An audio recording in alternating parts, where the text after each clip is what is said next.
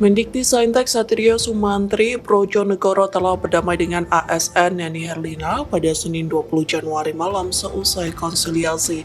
Adapun pertemuan itu diadakan seusai ratusan ASN melakukan demo di kantor Kemendikbudristek pada Senin siang. Kini terungkap terciptanya konsiliasi Menteri Satrio dan Neni hingga berujung damai lantaran adanya peran dari Seskap Mayor Teddy.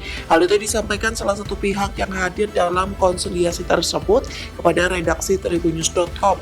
Yang mengatakan pertemuan antara Menteri Satrio dan Neni berdasarkan arahan dari Mayor Teddy. Sekjen Kemendikbudristek Togar M. Simatupang menindaklanjuti arahan dari Seskap.